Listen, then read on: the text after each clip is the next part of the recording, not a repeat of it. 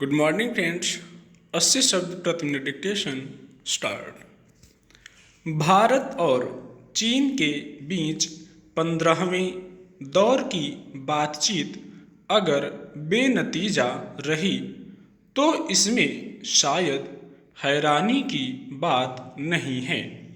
दोनों पक्षों में इस बार भी कोई ठोस सहमति नहीं बन पाने के बाद यह साफ हो गया है कि चीन जब तक अपना हठधर्मिता वाला रवैया नहीं छोड़ेगा तब तक बातचीत का कोई मतलब नहीं है।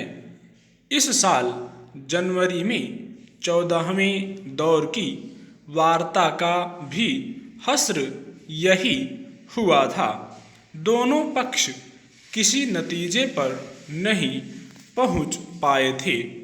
पिछले साल अक्टूबर में 13वें दौर की वार्ता भी बेनतीजा रही थी।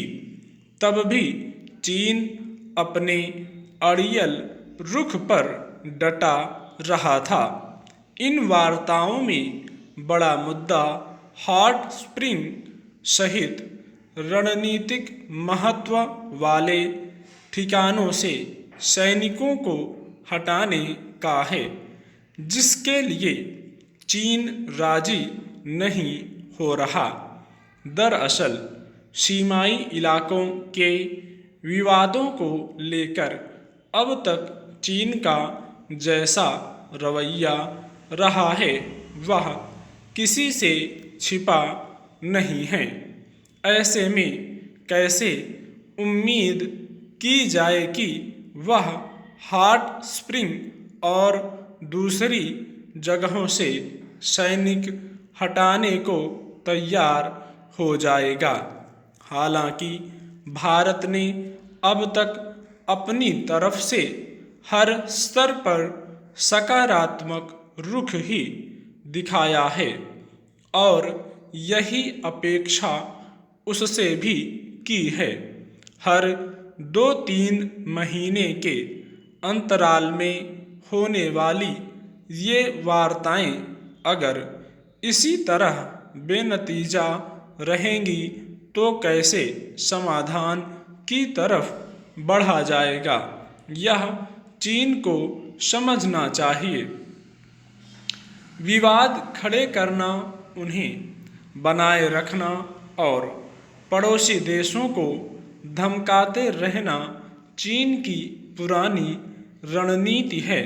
पिछले 2 साल के घटनाक्रम से यह और साफ हो गया है। गलवान घाटी को लेकर पहले कभी विवाद सामने नहीं आया था, लेकिन जून 2020 में गलवान घाटी में चीनी सैनिकों ने भारतीय सैनिकों पर हमला किया, जिसमें भारत के 24 जवान शहीद हो गए थे। फिर उसने इलाके में अपना सैन्य जमावड़ा बढ़ाना शुरू कर दिया। आज भी वास्तविक नियंत्रण रेखा के पास उसके करीब 60,000 सैनिक डटे हैं।